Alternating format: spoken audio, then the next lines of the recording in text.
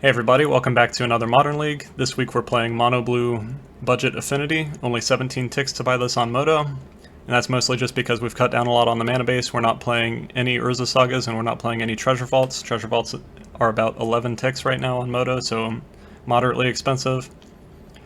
And let's see how the deck does. Alright, match 1 of Mono Blue Affinity on a budget. We won the die roll, so of course we'll take the play. His hand's pretty powerful. Springleaf Drum and a 0-drop are usually the best way to tell if you should keep a hand. Our opponent's playing a Jegantha deck, so they might also be playing Affinity. We'll keep. See if they want a mulligan. So let's see, how do we sequence this? We can go Springleaf Drum, Ornithopter, Springleaf Drum. Pass the turn. It'd be nice if we drew a Thought Cast this turn or the next one, but we'll see. Opponent plays a Mishra's Bauble. Cracks the Mishra's Bauble looking at our top deck. Still looks like they might be an Affinity deck. What do they want to do? Opponent plays a Plains. Plays a Springleaf Drum.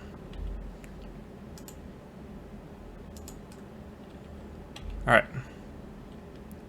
Well, they definitely did less than we did. Let's play Razortide Bridge. How much is Sojourner's Companion? 1, 2, 3, 4, 5. Costs 2 currently. Let's play Sojourner's Companion. No reason to let them know about the cranial plating before we attack with it.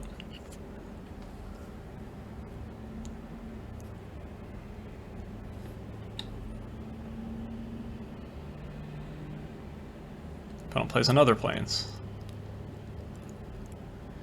And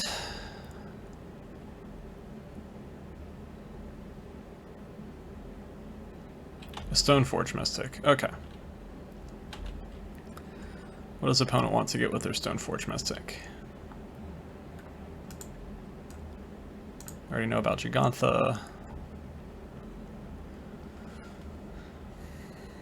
Opponent gets Kaldra Complete. Okay. Sort of figures that's usually what people get. Plays Shadow Spear, that's kind of annoying. Means they can start gaining life with Kaldra Complete. Thought Monitor, that's a good draw. Let's play Thought Monitor, see what happens. Not very exciting.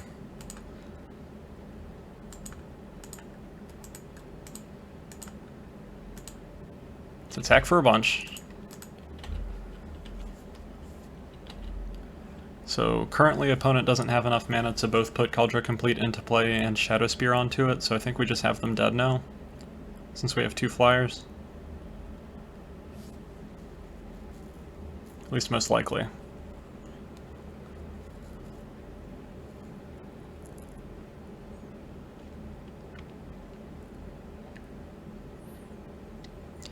What does opponent want to do?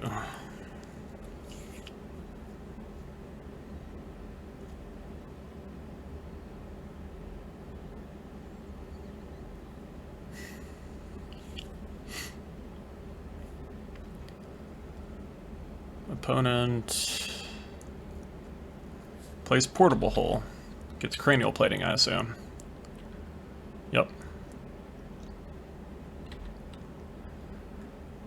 Unfortunate, but fine.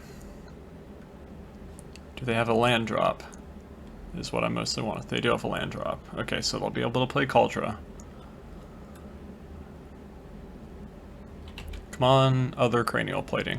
Other Cranial Plating just gets us the game, so come on. Come on, deck. Ugh, land. Alright. Well, we can attack for 2. Opponent's going to put a Kaldra into play and give it lifelink. And we'll have a couple turns where we could draw a cranial plating and get back in the game, but opponent might have just stabilized.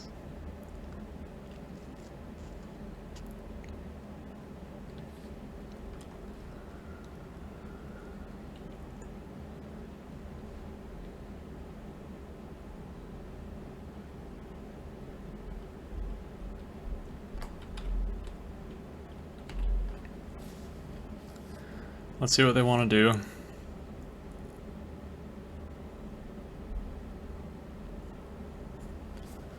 Surely they're going to equip Shadow Spear, right? At least I would assume so.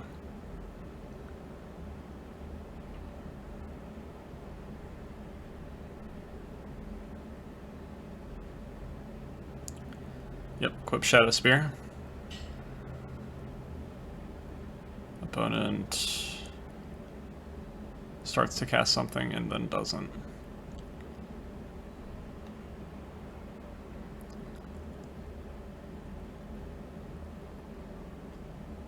Opponent attacks for 6. We take it. Opponent goes to 12. We go to 14. We draw cranial plating, please. We draw Thought Monitor.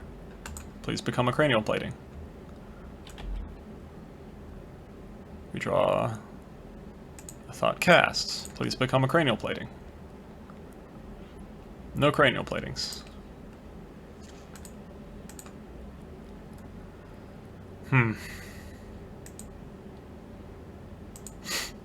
Well, we can attack for 6.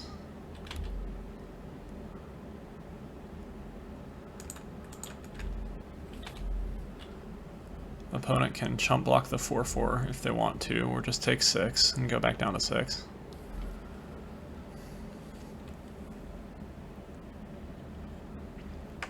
We drew a bunch of cards, but we didn't draw the cranial plating or the nettle cyst that we wanted to, unfortunately.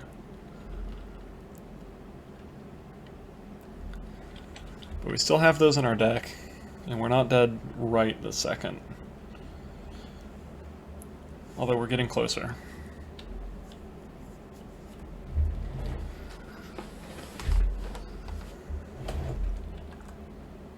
How much is this to animate? It's 5. Okay.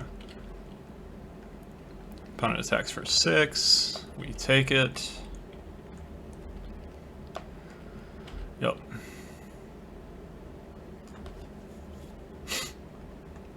And opponent's got 3 cards in hand. What do they do? What do they do? What do they do? They crack Chromatic Star, it looks like. Yep. Draw a card with their Chromatic Star. And plays an Esper Sentinel. Alright. And plays a Lightning Greaves. That's kind of spicy. I like Lightning Greaves. Doesn't get enough non-commander play, in my opinion. Alright. Come on, Cranial Plating or Nettle Cyst off the top. Either one of you would be fantastic. Or more Thought Monitors, so I can try to find them.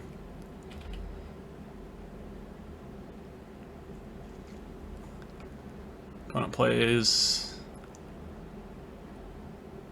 Are they putting Jegantha in their hand?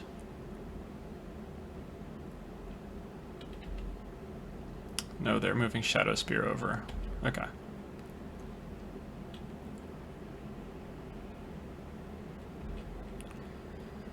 Let's see. We draw a Welding Jar. Not necessarily what we want.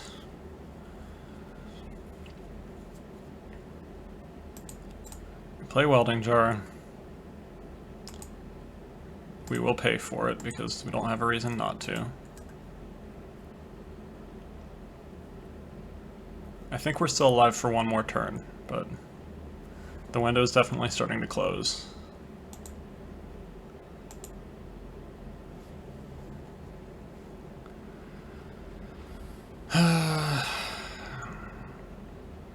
Combat.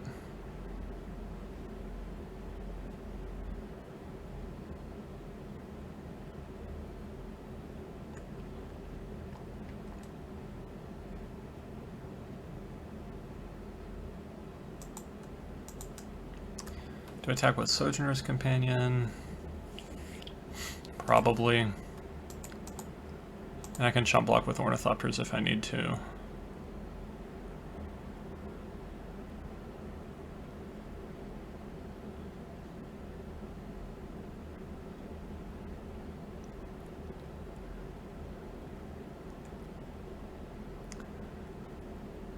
Alright, we've had a bunch of time to draw this other Cranial Plating.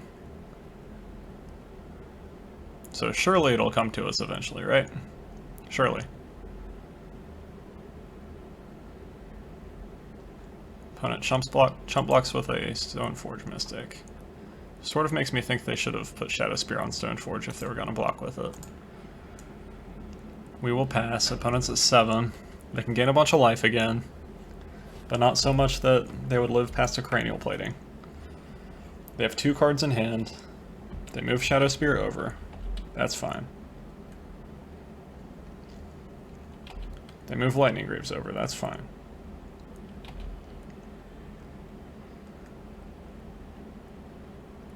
We will chump block just to make sure that we don't suddenly die to like a pump spell, because that'd be very sad.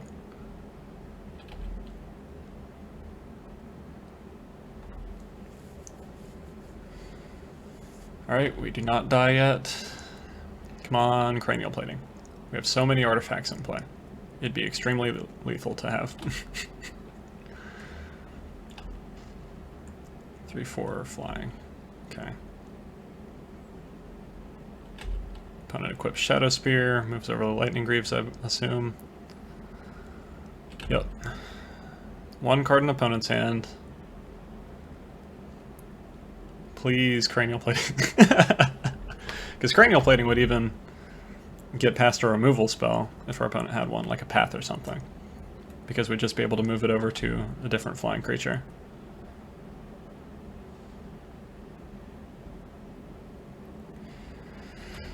Mirror Enforcer. Well, we play Mirror Enforcer. We attack for 4.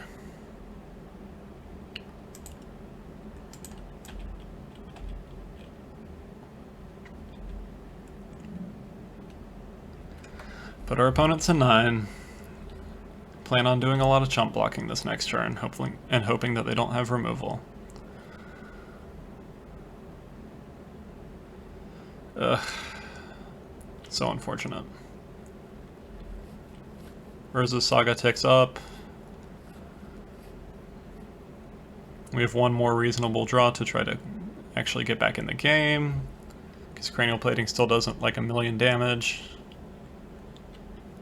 Moves over Shadow Spear, moves over Lightning Greaves, I assume. Yep. Attacks for a bunch. We chump block with a 4/4, which is kind of funny to say.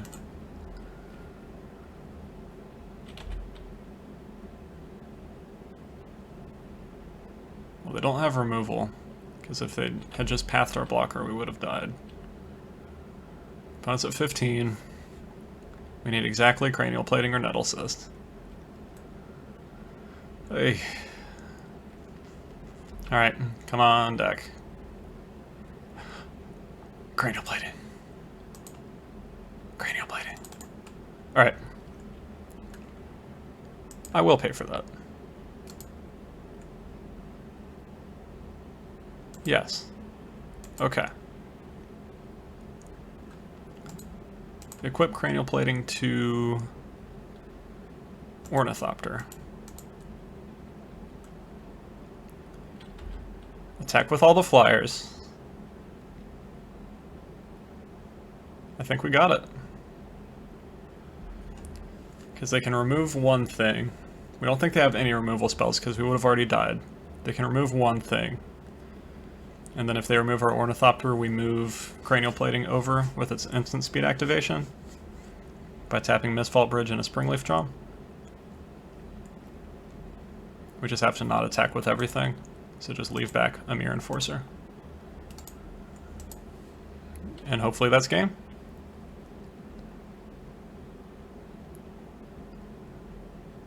Wow, that one was very close. That was much closer than I wanted it to be. Alright. That was a crazy game. Begin sideboarding. Alright. What do we want? We want Pithing Needles. Because we can get their Urza Sagas, and we don't have any. So that's kind of fun. We can get... What else do we want? Maybe Etch Champion would be good? Maybe Shadow Spear would be good? They're an aggro deck, so Shadow Spear seems pretty good against that, at least. So maybe. What do we want to cut? We want to cut... probably Welding Jar. I assume that they have more exile than removal effects. We could cut... yeah, I want Shadow Spear for the lifelink. Cut a Mirror Enforcer. Cut a... maybe that's all I cut. Yeah, they're not playing a Lurrus deck because of Kaldra. They have Giganta instead. Tormod's Crypt doesn't do much, Stub doesn't do much. Metallic Rebuke might be fine, but they're kind of low to the ground. Let's play it like that. Maybe if we go to game 3, I'll put in some Etch Champions and cut like either more counterspells or like Nettle Cyst or something, or another Mirror Enforcer, but we'll see. Hopefully we can have a reasonably explosive start again.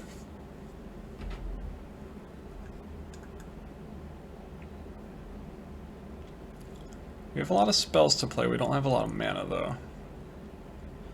We can go turn 1, Blink Moth Nexus, play everything but Cranial Plating. If we draw a land, it'll probably be a tapped land, but we'll have a pretty big board. I think we keep it. Let's see what our opponent does.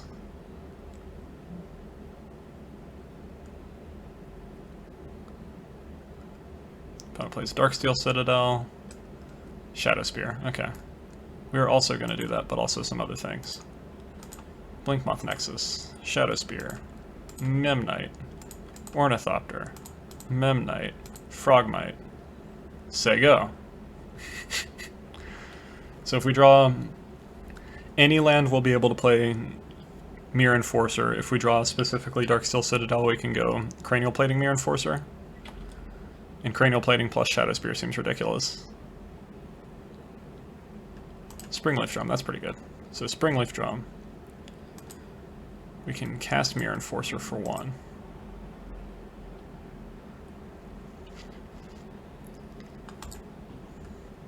We attack for 2 because he's not going to block with Oswald. Pass the turn. Alright, so now we have 2 mana. So we can either equip Shadow Spear or play Cranial Plating depending on what's necessary. They can sacrifice Darksteel Citadel to get a portable hole, or they could sacrifice Shadow Spear to get some 2-drop that I don't know about.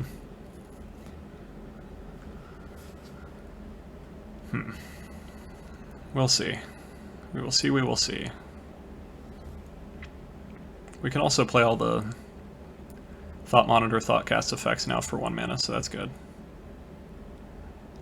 Pretty much anything that we draw that isn't just 3 drops and no lands is good. Of course, now that I say that, I'm doomed to draw a bunch of Nettle Cysts and whatnot.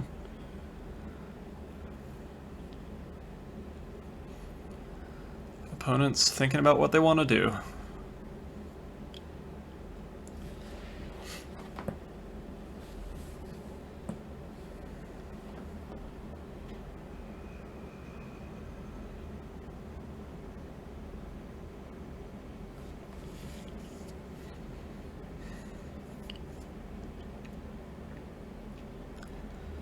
If we draw a tapped land, I might just equip Shadow Spear to a Mirror Enforcer and attack for a bunch, so that they don't anticipate Cranial Plating coming this next turn. Because then I can put the Cranial Plating on the Trampoly Boy.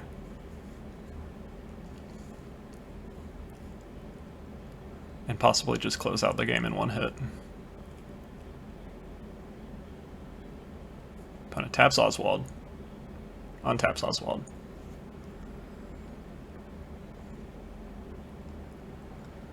So if they get Portable Hull, do they hit Shadow Spear or Springleaf Drum? I'm not really certain. They know that we didn't play another land, so they might hit Springleaf Drum because of that, but if they don't hit Shadow Spear, they're going to start taking a bunch of damage, and we're going to start gaining life.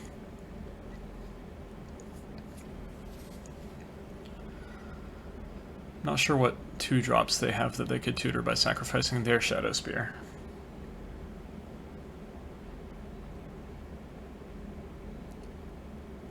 Opponent goes to cast something. Opponent plays Ingenious Smith. Okay. They dig a little bit. Get a Mishra's Bauble. That's fine. Get a Treasure Vault. That's fine.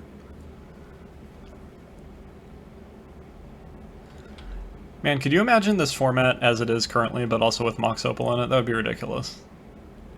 It'd essentially just be playing Vintage at that point. There's so many artifact decks running around as it is. So Pithing Needle, probably named Shadow Spear, I would assume.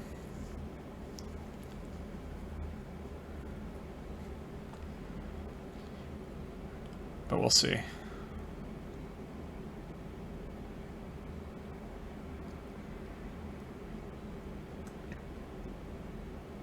Name's Blinkmoth Nexus. That's fine, we weren't going to animate it anytime soon anyway. And we already have a flyer. So, you want to attack into our 4/4? Alright. We untap, we draw a Thought Monitor. Interesting. I think I Thought Monitor now. Hope that I draw like a Darksteel Citadel so I can still do the Shadow Spear on Mirror Enforcer plan. Cast Thought Monitor. Draw some cards. See if I can continue to bury my opponent in card advantage. Get a Mistvault Bridge and a Nettle Cyst. Okay. Attack, attack. For 6.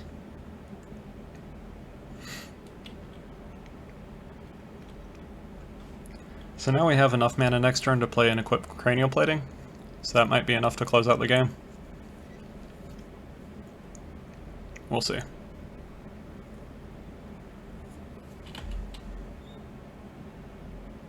Opponent doesn't block. Takes 10. Goes to 10 rather. Takes 6.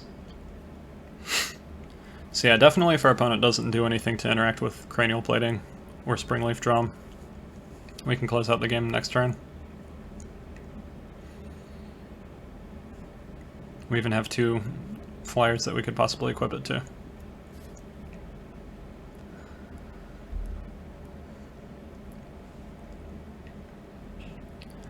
Opponent plays a Chromatic Star, grows Ingenious Smith, taps Oswald.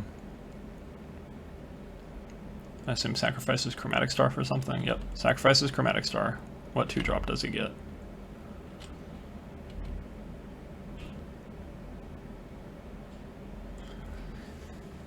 Hopefully they don't have... Hopefully they don't have Sorcerous Spyglass, that'd be kind of annoying. Void Mirror. That card doesn't matter. That doesn't stop Cranial Plating, we have a blue source. That's fantastic. It would stop us from playing more Mirror Enforcers at this point, but... we're past the point of needing them. Opponent only has colorless mana. Yeah, I think we just win now. Play Cranial Plating. Equip up a boy. And attack for 1,000,000. Alright, cool. Well, that was match 1. I'll see you in the next one.